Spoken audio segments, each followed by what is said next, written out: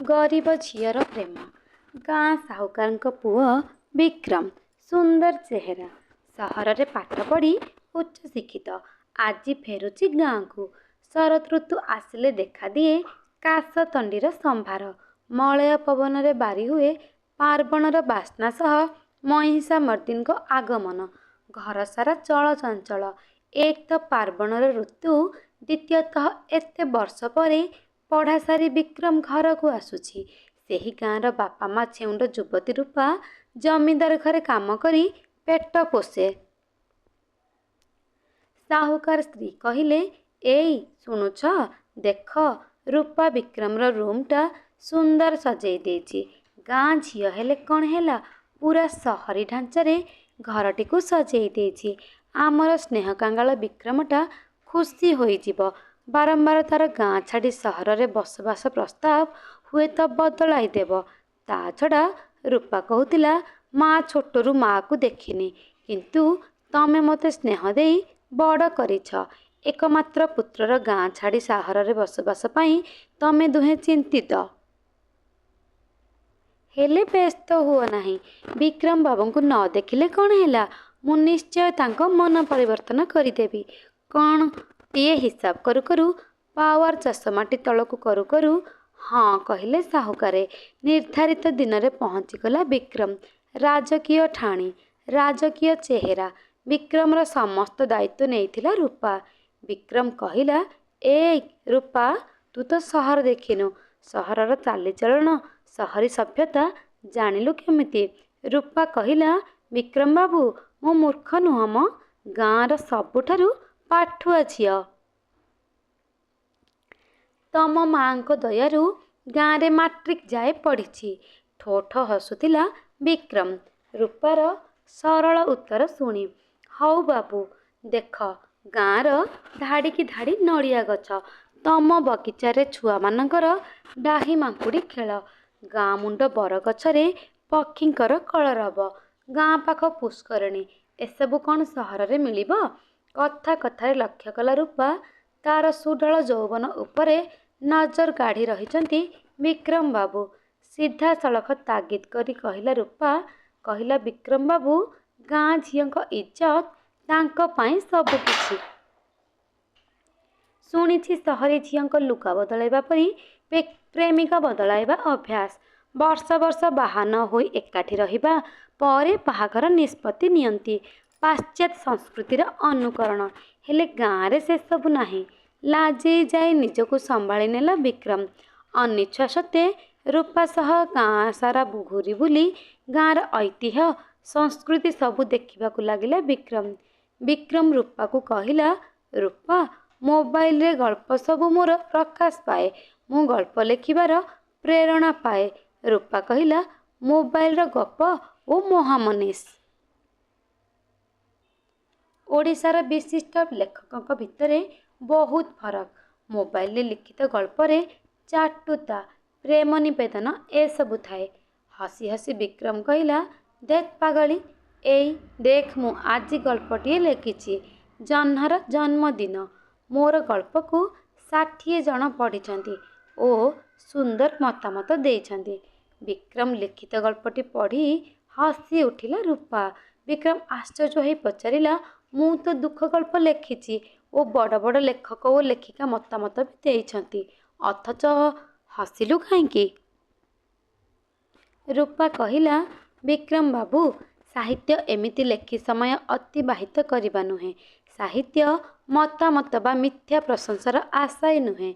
भूल लेखा को प्रशय देई मिथ्या बाहाबा देवा साहित्य नुहे। साहित्य सरस्वती साहित्य साधना। आपणक लेखारे 30 ठाड़े 30 बनान भूल। विक्रम कहिला अरे ना ना तू तो भूल बुझिलु एगुड़ाक टाइप कला बेले भूल होइथिबो। रूपा सहजरे छाड़िबा जंतु नुहे कहिला हौ मानुची तम कथा ठीक ताहले गल्पर धारा नाही। चिड़ी उठी मोबाइल छड़ई नहीं विक्रम कहिला से मैट्रिक फेल झियो मते साहित्य शिखाउची। कहिला विक्रम बुझिलु रूपा आज गोटे प्रसिद्ध लेखक कविता मने पड़ुची ଯାହା ତୋ ପାଇଁ ପ୍ରଯୁଜ୍ୟ। ଅନ୍ଧ ରାଜ୍ୟକୁ ଗଲି ଦର୍ପଣ ବିକି, କନ୍ଧ ହାତରେ ଦେଲି ଗୋଦାନ ଟେକି। ଜଡ଼ା ସଙ୍ଗତେ କଲି ଖଡ଼ା ରନ୍ଧନ, କାମୁଡ଼ା ଘୋଡ଼ା ମୁଖେ ଦେଲି ଚୁମ୍ବନ। ହସି ହସି ରୂପା କହିଲା, ତମ ଇସାରା ବୁଝୁଛି ବାବୁ। ମୂର୍ଖ ହେଲେ ବି ସାହିତ୍ୟ ରୁଚି ଅଛି। ତମ ଲେଖା 60 ଜଣ ପଢ଼ିଛନ୍ତି, କିନ୍ତୁ ମୋବାଇଲର ଫଟୋରୁ ଜାଣିପାରୁଛି ସେଇ ଛୋଟ ଝିଅ ପ୍ରପୋ। ଏତେ ସୁନ୍ଦର ଲେଖିବି ତା ଗଳ୍ପର ପାଠକ ସଂଖ୍ୟା କମ୍। ବିକ୍ରମ କହିଲା, ଆରେ ମୁଁ ଅନ୍ୟ ଲେଖକଙ୍କ ଲେଖାକୁ ପ୍ରଶଂସା କରେ ଓ ସେମାନେ ବି ମୋ ଲେଖାକୁ। ଏଇଟା ପରା ପ୍ରଚାର ପ୍ରସାରର ଯୁଗ। ରୂପା କହିଲା, ତାହେଲେ ଏଠି ସାହିତ୍ୟ ଆସିଲା କୋଉଠୁ? ଚିଡ଼ି ଉଠି ବିକ୍ରମ କହିଲା, ଛାଡ଼, ନା ତୋ ସାଙ୍ଗରେ ଯୁକ୍ତି କରି ହେବ, ନା ତତେ ବୁଝେଇ ହବ। ଚାଲ ଗାଁ ମୁଣ୍ଡ ଆମ୍ବ ତୋଟା ପଟେ ଘୂରି ଆସିବା।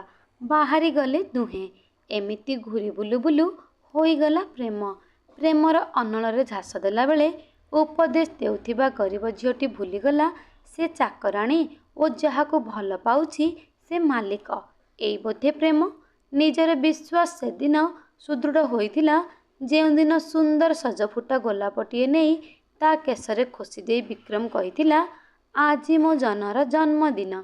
ଭାବ ବିହ୍ୱଳ ହୋଇ ରୂପା କହି ଉଠିଲା, ମୁଁ ତ ଅନାଥ, ମୋ ଜନ୍ମଦିନ ନିଜେ ଜାଣିନାହିଁ। ତା ଗାଲରେ ଶକ୍ତ ଚୁମ୍ବନ ଦେଇ ବିକ୍ରମ କହିଲା, ଆଜିଠାରୁ ଏଇ ଦିନଟି ତୋର ଜନ୍ମଦିନ। ଆଜି ସହର ଘୂରି ଆସିବା। ଘରେ ଆମେ ସହର ଘୂରି ଆସୁଛୁ କହି ନେଇ ଚାଲିଗଲା ରୂପାକୁ। ସହର ଘୂରି ଘୂରି ମଧ୍ୟାହ୍ନ ଭୋଜନ ସୁନ୍ଦର ତାରକା ହୋଟେଲରେ ସମାପନ କଲେ। ଟିକେ ସ୍ନେହବୋଳା କଥାରେ ରୂପା ଭୁଲିଗଲା ନିଜର ଅସ୍ତିତ୍ୱ। ନଦୀ ମିଶିଗଲା ସାଗରରେ। ସୁରମ୍ୟ ତାରକା ହୋଟେଲରେ ଜୀବନର ଶ୍ରେଷ୍ଠ ଜମାପୁଞ୍ଜି ଖର୍ଚ୍ଚ କରିଦେଲା ରୂପା। ଫେରିଗଲେ ଗାଁକୁ। ପ୍ରେମରୁ ପ୍ରଣୟର ପରିଣତି ସ୍ୱରୂପ କିଛି ଦିନ ପରେ ଗର୍ଭବତୀ ହେଲା ରୂପା। ଘର ସାରା ଜାଣିପାରିଲେ। ଦୋଷୀ ସାବ୍ୟସ୍ତ ହୋଇ ତଡ଼ା ଖାଇଲା ରୂପା। ଗାଁରେ ନିଶାପପୀ ହେଲା। ସେଇଠି ବି ବିକ୍ରମ ନିର୍ଦ୍ଦୋଷ ଓ ଦୋଷୀ ପ୍ରମାଣିତ ହେଲା ରୂପା। ବିକ୍ରମ କହିଲା, ଏସବୁ ସେ କିଛି ଜାଣେ ନାହିଁ। ଲାଗିଗଲା ଜହ୍ନରେ କଳଙ୍କ। ବହୁତ କାକୁତି ମିନତି ପରେ ବି ପାସନ୍ଦ ହେଲା ରୂପା। ଭିଟାମାଟି ଛାଡ଼ି ପହଞ୍ଚିଲା ସହରର ରେଳ ଷ୍ଟେସନ। ଭିକ୍ଷାବୃତ୍ତି କରି ବଞ୍ଚିବା ଛଡ଼ା ଅନ୍ୟ ରାସ୍ତା ନଥିଲା। ଆଜି ସେଇ ଦିନ ଯେଉଁଦିନ ବିକ୍ରମ ପାଳିଥିଲା ଜହ୍ନର ଜନ୍ମଦିନ। ସଂଯୋଗବଶତଃ ଆଜି ତା ପୁଅର ଜନ୍ମଦିନ। ଠୁକୁ ଠୁକୁ ଫୁଙ୍ଗୁଳା ଦେହରେ ଟୁକୁରୁ ଟୁକୁରୁ ଚାଲୁଥିବା ପୁଅକୁ କହୁଥିଲା, ଧନରେ, ଆଜି ପରା ମୋ ଜହ୍ନର ଜନ୍ମଦିନ। ହେଲେ ନାହିଁ ଆଜି ତାରକା ହୋଟେଲର ସୁସ୍ୱାଦୁ ଭୋଜନ। କିଏ ଜଣେ ସହୃଦୟ ବ୍ୟକ୍ତି ଦେଇଥିବା 2ଟି ବରାରୁ ଗୋଟିଏ ଧରେଇ ଦେଇଥିଲା ପୁଅ ହାତରେ। ନିଜେ 2 ଦିନ ହେଲା ଉପବାସ। ଅନତି ଦୂରରୁ ଠିକ୍ ଜାଣିପାରୁଥିଲା ହଡ଼ା ବଳଦ ପରି ବିକ୍ରମ ଗୁଡ଼ାଏ ଜିନିଷ ପିଠିରେ ଲଦି ଆଗକୁ ବଢ଼ୁଛି। ପଛରେ ତା ସ୍ତ୍ରୀ କର୍କଶ ସ୍ୱରରେ କିଛି ଆଦେଶ କରୁଛି।